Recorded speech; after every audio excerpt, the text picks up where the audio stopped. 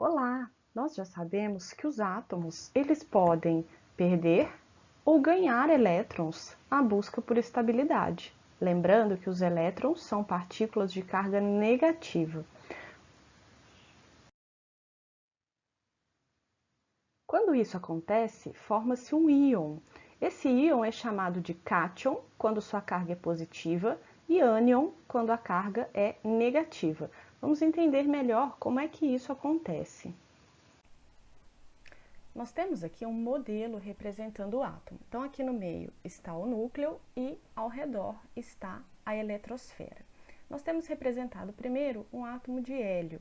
A gente já sabe que um átomo de hélio, ele é um gás nobre. Ele está lá na família 18. O hélio, no caso, o número atômico dele é 2. Então, por isso aqui temos 2 prótons no núcleo. Eu não vou usar os nêutrons na representação, apesar deles existirem, para facilitar o nosso entendimento, porque aqui a gente só está interessado nas cargas positivas, que são os prótons, e nas cargas negativas, que são os elétrons. Bom, os átomos, então, como eles estão representados lá na tabela periódica, eles estão representados como átomos neutros, ou seja, mesmo número de cargas positivas e negativas. O hélio, portanto, ele tem 2 prótons positivos e 2 elétrons negativos. Ele é um átomo neutro.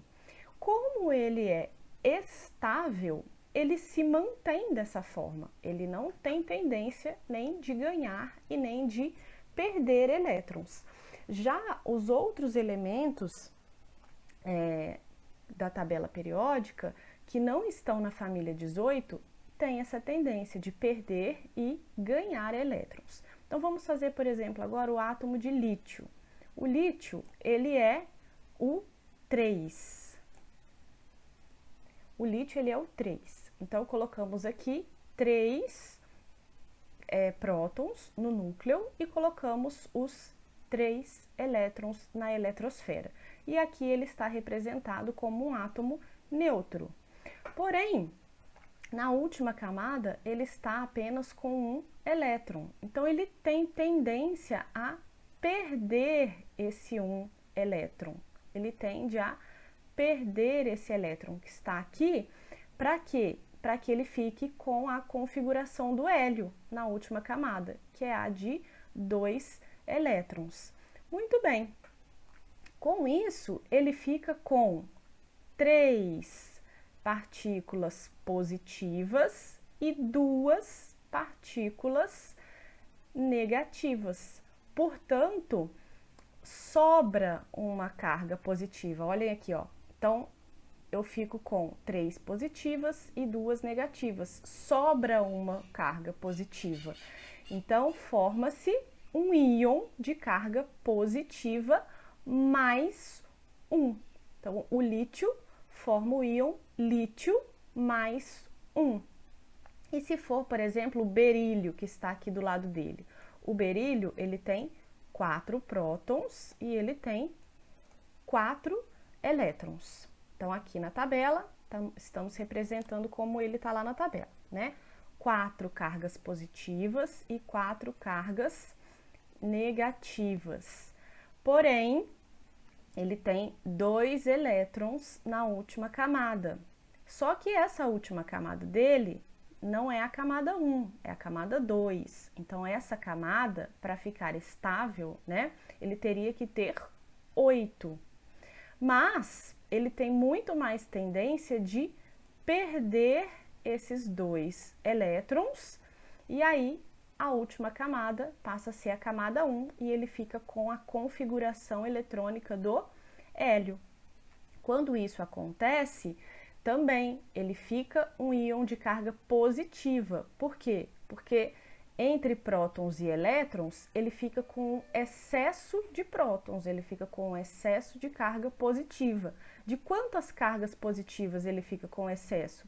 De 2 cargas positivas.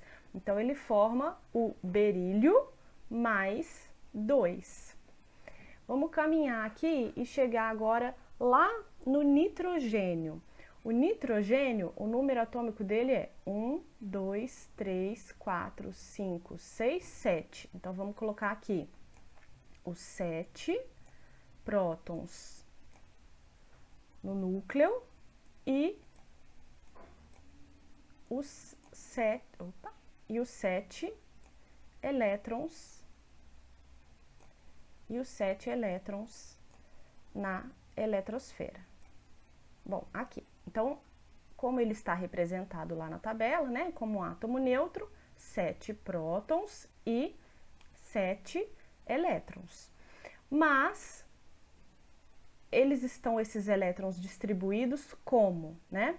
2 na primeira camada, que é o máximo, e 1, 2, 3, 4, 5 na segunda camada. Para ficar estável, ele tem que ter 8. E aí, ele vai ter uma tendência agora a ganhar elétrons. Quantos elétrons ele vai ter tendência a ganhar? Ele vai ter tendência a ganhar 1, 2, 3 elétrons. Quando ele ganha esses 3 elétrons, percebam aqui em cima, ó, que a quantidade de elétrons passou em 3 a quantidade de prótons. E aí ele forma agora um íon de carga negativa. De quanto que é a carga negativa? Menos 3, porque tem 3 elétrons a mais do que os prótons. Tudo bem?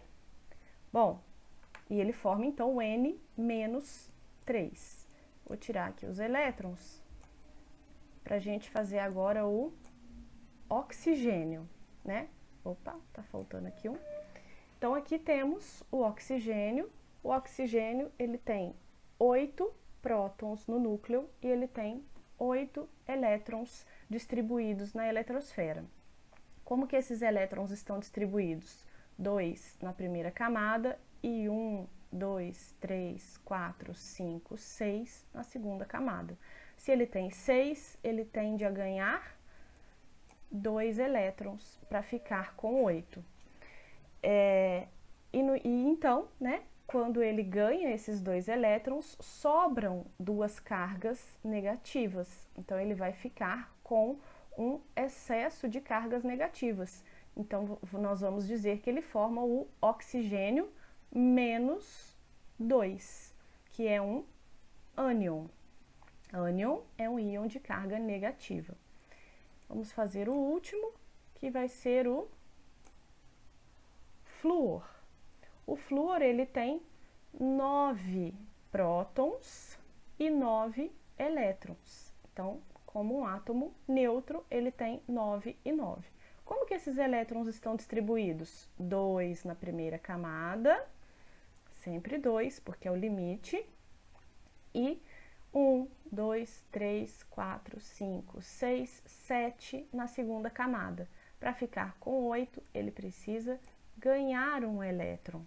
Quando ele ganha esse um elétron, ele fica com um excesso de uma carga negativa. Então, portanto, ele vai formar o ânion flúor menos.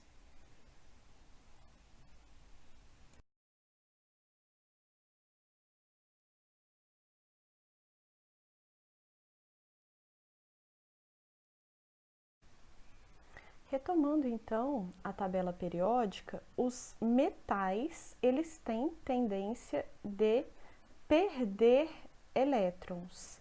Os metais da família 1 perdem um elétron, porque eles têm um elétron na última camada, então formam cátions de carga mais 1. E os metais da família 2, que tem 2 elétrons na última camada, perdem 2 elétrons e formam cátions de carga mais 2. Já os não metais têm tendência de ganhar elétrons. Os que estão na família 15, eles têm 5 elétrons na última camada, tendem a ganhar 3. Os da família 16 tendem a ganhar 2, formando o ânion de carga -2, e os da família 17, que tem 7 elétrons na última camada, tendem a ganhar um elétron e formam ânions de carga -1.